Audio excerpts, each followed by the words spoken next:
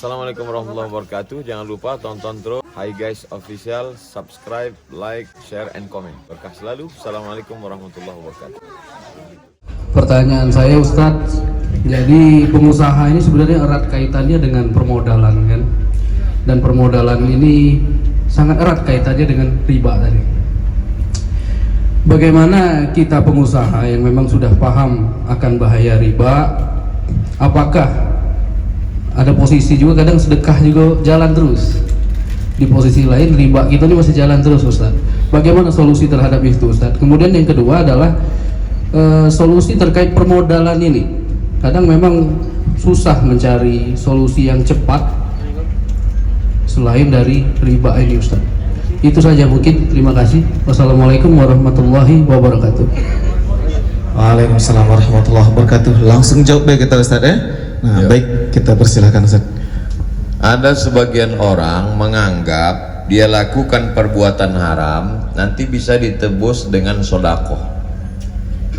Dia tidak tanya Ustadz, tak tanya Habib, dia berpikir sendiri karena sudah terlalu sering menyogok, jadi disangkanya Tuhan pun bisa juga dia sogok. Tak apa-apalah riba nih, nanti kan sedekah selesai juga. Awalnya berpikir, tak datang dari mana bisikan itu.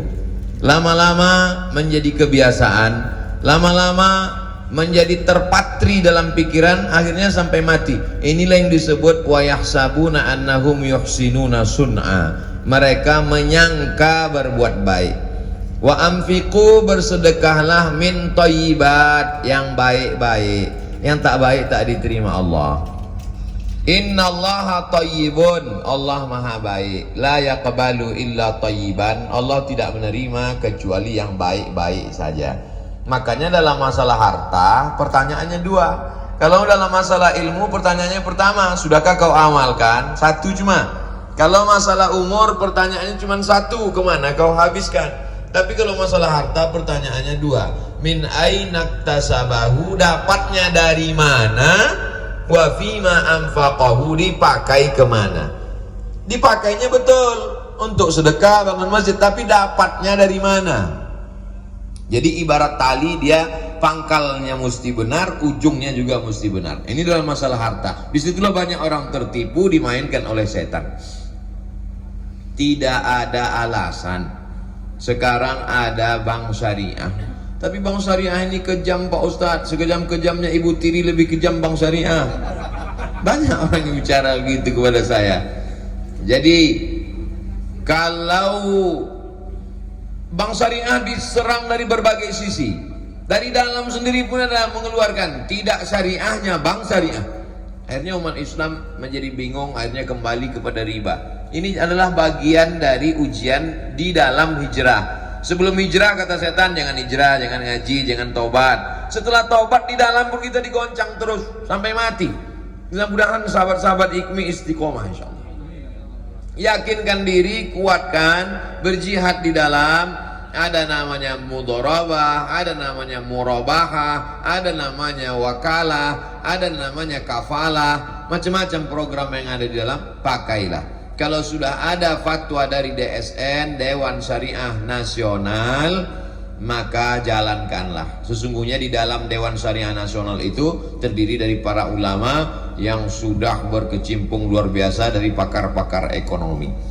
Kadang kita ini kepada Dewan Syariah Nasional tak percaya, kepada Komisi Fatwa Majelis Ulama Indonesia tak percaya. Saya tak percaya dengan MUI ini Pak Ustadz, saya mau teliti lagi dalilnya. Tapi kalau naik pesawat, begitu percayanya dia dengan pilot, tak pernah dia ketuk pintu pilot mau nanya mana pilotnya, mana mesinnya, mana minyaknya. Kenapa kita percaya kepada pilot? Kenapa kita percaya kepada teknisi AC yang memasang di rumah kita? Kenapa kita percaya kepada orang bengkel? Tapi kepada orang yang mengeluarkan fatwa agama, kenapa tak percaya? Tapi ini bunga juga namanya. Kita tidak mengerti akadnya. Dalam Islam yang membedakan itu akadnya. Mereka sudah teliti itu akadnya sesuai dengan syariat Islam, maka kita ikuti saja. Adapun hitung-hitungannya, urusannya, inilah bagian dari perjuangan hijrah. Ini bank syariah ini menuju bank syariah. Se-Indonesia ini baru sekitar 7%. 93%-nya umat Islam masih di bank konvensional. Lalu siapa yang memperjuangkan ini? Kita.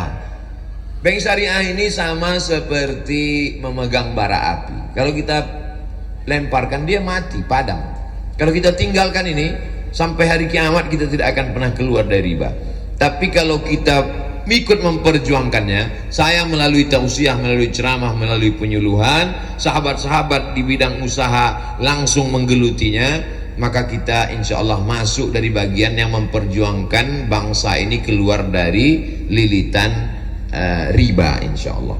Di beberapa provinsi sudah diperjuangkan, Bank NTB sudah berubah menjadi bank syariah, Bank Aceh sudah berubah menjadi bank syariah, lalu kemudian Bank Sulbar, Bank Sulselbar, Sulawesi Selatan, Sulawesi Barat sekarang menuju proses menuju bank syariah.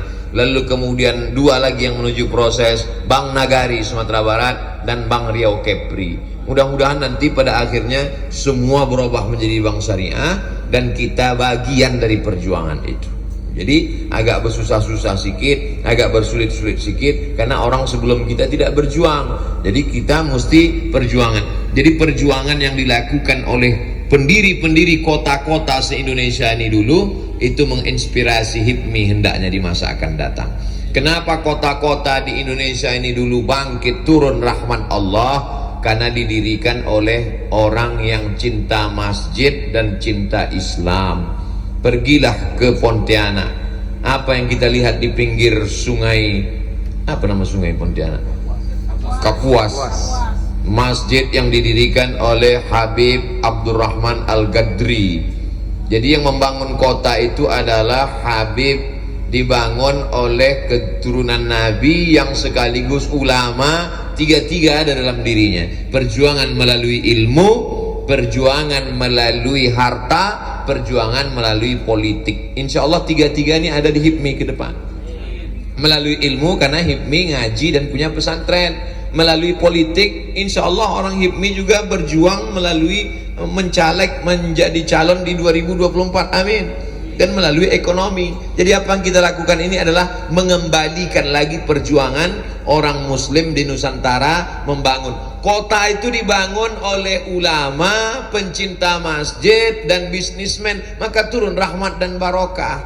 Tapi ketika dibangun oleh orang tiga, pendidikannya jauh dari agama, bisnismennya tak pernah ke masjid, orang politiknya tak peduli kepada yang mana, hancurlah dunia ini. Ada secercah harapan, maka tiga-tiga ini mesti dikuasai, maka insya Allah akan selamat. Tapi ini berjuang, berat ini Pak Ustadz, kami tak bisa lepas dari riba, berat. Karena berat itulah maka pahalanya surga.